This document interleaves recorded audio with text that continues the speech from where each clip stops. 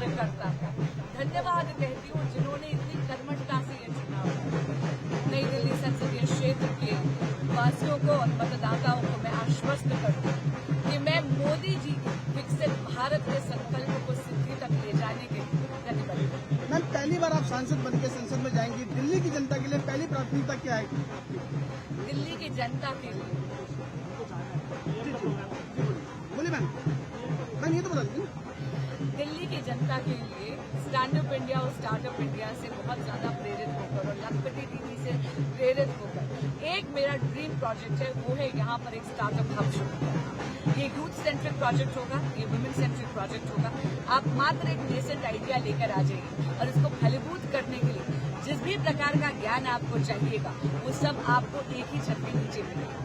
दूसरी तरफ जितने भी हमारे सरकारी कर्मचारी हैं उनके लिए एक सहयोग पोर्टल और एक मोबाइल एप्लीकेशन जरूर बनाना चाहते हैं। मनोज तिवारी भी कुछ कह रहे हैं, मनोज तिवारी जी को भी सुन लेते हैं। मैंडेट ही नहीं मिला, जिनको मात्र 230 सीटें मिली हैं पूरा सबका जोड़ के, वो भी अगर कोशिश करेंगे सरकार बनाने की तो आप समझ लीजिए उनकी सत्ता लोलुपता कैसी है और वो सत्ता के लिए कैसे मर रहे हैं।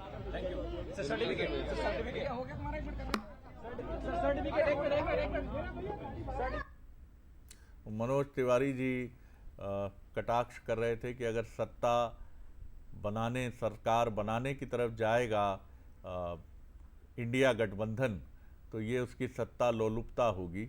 और मनोज तिवारी भी सफल रहे हैं, दिल्ली की 7 सीटों पर क्लीन स्वीप की है। कन्हैया कुमार, जी हाँ, केजरीवाल जी का जादू बेअसर साबित हुआ है। कांग्रेस का कहीं कोई, रवि किशन भी कुछ कह रहे हैं। बहुत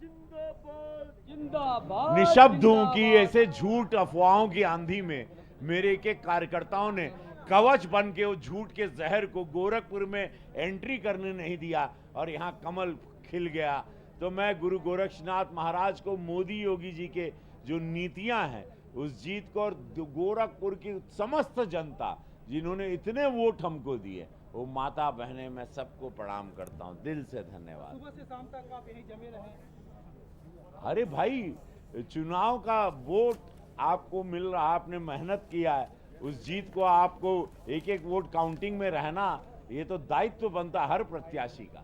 कार्यकर्ताओं और जैसा कि हमारे तो अपने खास अंदाज में, और ये शत्रु बाबू तृणमूल क्या बोल रहे हैं, बैठे हैं और इनका भी मानना है इन लोगों का कि देश में और खासकर हमारे बंगाल में ममता जी का नेतृत्व और ममता जी के व्यक्तित्व का जादू सर चढ़ के बोलता है। वही देखने में मिला फिर से, न सिर्फ आसनसोल में बल्कि पूरे बंगाल में। जैसा मैं शुरू से कहता आया और मानता आया कि यहाँ पे बंगाल में ममता जी स्वीप करेंगी।